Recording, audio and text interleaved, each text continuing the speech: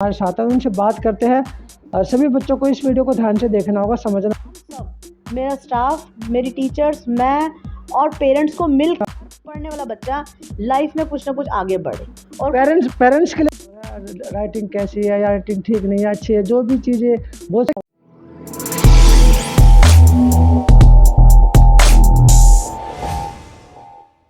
नमस्कार, मैं विजय कुमार, आपका हमारे चैनल पर स्वागत है। बढ़ते हैं खबर की तरफ। हमारे साथ मैडम है सुरेंद्र कौर मैम है, प्रिंसिपल है एमसीडी स्कूल की, दिल्ली के अंदर, पश्चिमी ज़िले के अंदर।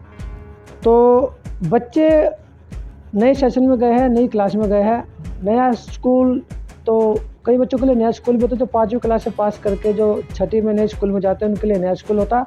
और बहुत से बच्चे ऐसे भी हैं जो जैसे अगली क्लास में जो गए, तो नई क्लास, नया टीचर्स, नई किताबें, बच्चों को खुशी भी होती है, अच्छा भी लगता है नई नई चीज़ें देख के। तो बच्चों को आगे पढ़ना कैसे, आगे कैसे पढ़ना, क्योंकि एक शिक्षक ही बच्चों की बातें, मन की बातें जानते हैं। और तो जो सुरेंद्र मैम हमारे साथ हैं, उनसे बात करते हैं।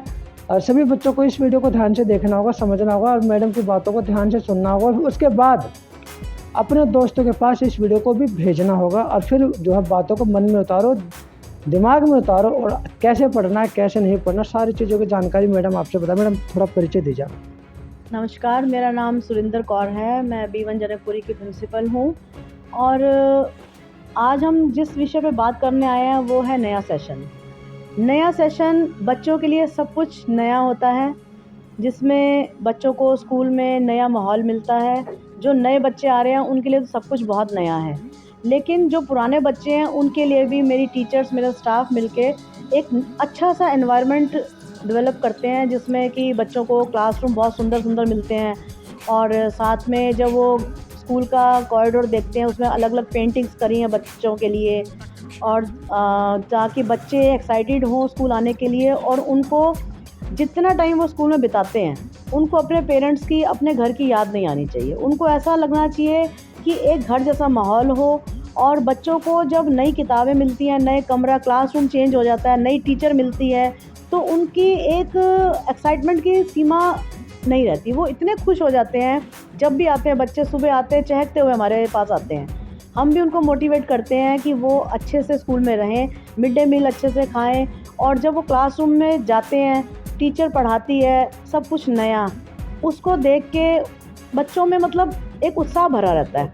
वो यही चाहते हैं कि बस सुबह हो। मेरा स्कूल हालांकि 8 बजे का है, मैं बच्चों को बोलती रहती हूँ कि बच्चों आप 7:45 से पहले सेफ्टी को देखते हुए मत आइए, लेकिन बच्चे इतने एक्साइटेड होते हैं कि 7:15, 7:30, जिस कारण से हम लोग को भी जल्दी आना पड़ता है, बच्चों को समझाते हैं। तो उनकी एक्साइटमेंट की सीमा नहीं है। नए सेशन में नई किताबें आ गई हैं, नए और बच्चे भी आए हैं। जो नए बच्चे आए हैं वो तो बहुत एक्साइटेड हैं, क्योंकि छोटे छोटे बच्चे, खास तौर से नर्सरी के और KG के बच्चे, इतने प्यारे बच्चे हैं, इतने प्यारे बच्चे, मैं आपको बता नहीं सकती। टीचर्स भी इतनी पेन लेती हैं। और रूम डेकोरेशन देखो आप मेरे रूम्स में जाके। और बच्चों को मैं सिर्फ इतना ही कहना चाहती हूँ, बेटा ये चीज़ें हमारी तरफ से तो हैं, हम तो कोशिश कर रहे हैं कि आप लोग अच्छे से एनवायरनमेंट में रहें, लेकिन बच्चों को भी इसके लिए बहुत कुछ करना है, पेरेंट्स को भी बहुत कुछ करना है। क्योंकि स्कूल में आने के बाद अगर बच्चों को अच्छा एनवायरनमेंट मिल रहा है, अच्छी पढ़ाई के लिए किताबें मिल रही हैं, यूनिफॉर्म मिल रही है, ड्रेस मिल रही है, साथ में मिड डे मील मिल रहा है, लेकिन ये यहीं तक सीमित ना रह जाए। तो मैं सिर्फ ये चाहती हूँ कि नए सेशन में हम सब, मेरा स्टाफ, मेरी टीचर्स, मैं और पेरेंट्स को मिल के बच्चों का भविष्य बनाना है और बच्चों को आगे लेके जाना है। नए सेशन में बच्चे जब नई क्लास में जाते हैं तो उनको कैसे पढ़ाई करनी पड़ेगी?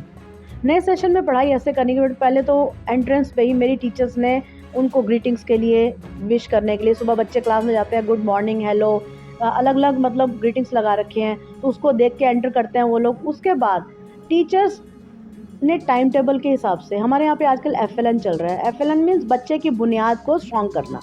तो उस कार्य के ऊपर हमारी टीचर्स टाइम टू टाइम बहुत अच्छा काम कर रही है। विभाग द्वारा जैसे आदेश आते हैं, तो उसमें जो हमने कैटेगराइज किया हुआ है, जैसे L1, L2, L3, L4, L5 तक के बच्चे हैं। अब L1 के बच्चे हैं, L5 में तो कमज़ोर बच्चे होते हैं ना? नहीं, L5 में सबसे बच्चे जो होशियार है वो है। L1 का बेसिक होगा, L2 थोड़ा सा उससे आगे बढ़ेगा। तो इस तरह से बच्चों को, जिनको अभी बिल्कुल अक्षर ज्ञान भी नहीं है, उनको हमने L1 में डाला है। तो इस तरह L5 में जो है, जो इंटेलिजेंट बच्चे एक बार में समझ में आ जाते हैं जिनकी चीज़। बच्चे सारे इंटेलिजेंट होते हैं हमारे हिसाब से, लेकिन क्या है कि कुछ बच्चों का एडमिशन, जैसे हमारे यहाँ पे साल भर एडमिशन चलता रहता है, कुछ बच्चे देर से दाखिल होते हैं, तो उनको हमने कवर तो कराना ही है। तो इस तरह से आजकल हमारे स्कूल में जो है लेवल वाइज बच्चों की पढ़ाई चल रही है। तो जैसे नए सेशन में जब बच्चा जाएगा तो पहले जो पहली क्लास में था, जो उससे पहले था, उसमें और इस नई क्लास में बच्चों को नया क्या करना चाहिए ताकि पढ़ाई इम्प्रूव हो? देखो, टीचर्स ने तो अपनी तरफ से नया रूम दे दिया, डेकोरेट कर दिया। बच्चों को ये करना चाहिए कि जो टीचर पढ़ा रही है उसको समझें। उसको समझ के ये नहीं बार-बार बच्चे बोल दें कि हमें समझ आ गया, सिरे ला दें, नहीं। एक चीज़ नहीं आती, चाहे मैडम से 10 बार पूछो।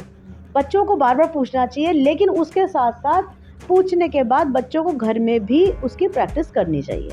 और जो चीज़ टीचर पढ़ा रही है, अगर नहीं समझ आती उसको दोबारा से समझें। मतलब पहले से ज़्यादा नंबर लाना है। बिल्कुल, नंबर तो लाना ही है, तभी तो लाइफ में कुछ बनना है। देखिए, मैं तो हर बच्चे को ये उम्मीद करती हूँ कि इस स्कूल में हर पढ़ने वाला बच्चा लाइफ में कुछ ना कुछ आगे बढ़े। और पेरेंट्स के लिए क्या कहना चाहोगे कि जब, क्योंकि पेरेंट्स की भी जिम्मेदारी बनती है बच्चों को आगे बढ़ाने के लिए, पढ़ाने के लिए, तो उनको क्या कहना चाहोगे? देखो, कई पेरेंट्स तो बहुत अच्छे से इन्वॉल्व रहते हैं बच्चों के साथ, लेकिन कुछ पेरेंट्स ऐसे हैं जो दिहाड़ी मजदूरी वाले हैं, वो जाते हैं, सुबह जाते हैं, दोपहर को या शाम को आते हैं। उनके पास बच्चों को देखने के लिए समय नहीं है, लेकिन और वो पढ़े लिखे भी नहीं हैं। लेकिन मैं इतना कहती हूँ कि चाहे वो पढ़े लिखे हैं या नहीं हैं, लेकिन हम जो दिहाड़ी मजदूरी करके आ रहे हैं, किसके लिए आ रहे हैं? अपने बच्चों के लिए आ रहे हैं ना। तो अपने बच्चों को शाम को एक बार पिता सिर्फ इतना बोल देना कि बेटा आज तूने स्कूल में क्या पढ़ा, तो बच्चे को उससे थोड़ा-सा डर होता है कि मेरे को पूछने वाला है। तो अपने बच्चे के लिए हम कमाने जा रहे हैं, उस कमाने का हमारा तब फ़ायदा है जब हम अपने बच्चों को आके पूछें। तो मैं सभी अभिभावकों को यही रिक्वेस्ट करती हूँ कि वो अपने बच्चों को आके एक बार ज़रूर पूछें कि आप आज आपने क्या पढ़ाई करी। और वैसे भी व्हाट्सएप ग्रुप बना रखे हैं, उसमें भी फ़ोन कर सकते हैं मैडम को या ग्रुप में डाल सकते हैं। आजकल सबको पता है वॉइस मैसेज कैसे होता है। अगर आपके बच्चा कुछ नहीं कर पा रहा, नहीं सीख पा रहा, आप डालिए उसको ग्रुप में कि भई मैडम मेरे को बताइए मैं अपने बच्चे को कैसे और अच्छे से आगे लेके जाऊँ। एक चीज़ और भी होती है कि बच्चा जैसे कमज़ोर भी होता है, बच्चे कुछ इंटेलिजेंट भी होते हैं। पेरेंट्स क्या करते हैं कि बच्चों के लिए समय निकालते नहीं है, टीचर से मिलने भी नहीं जाती है। लेकिन कुछ और एक्टिविटी होते हैं, जैसे 1-2 ही आता है जो ज़िम्मेदार होते हैं। तो उन पेरेंट्स को क्या कहना चाहोगे कि ताकि वो भी पीटीएम भी अटेंड करें और थोड़ा ध्यान दें? मैं उन पेरेंट्स को इतना, वैसे भगवान की दया है, मेरे पेरेंट्स काफ़ी हद तक आते हैं। नहीं, और स्कूलों में कई बार होता है ऐसा। लेकिन फिर भी मैं उन पेरेंट्स से ये रिक्वेस्ट करती हूँ कि आपके जीवन का कमाया हुआ धन आपके कोई फ़ायदा नहीं है जब आप अपने बच्चों के लिए टाइम नहीं निकालते। अपने बच्चों के लिए आज जितना आप समय दोगे ना, उतना ही बच्चे आपको कल समय देंगे। तो बच्चे के भविष्य के लिए हमें समय निकालना चाहिए। और मैं पेरेंट्स को बोलूँगी कि वो ये चीज़ बिल्कुल ना सोचे कि हमारे पास समय नहीं है।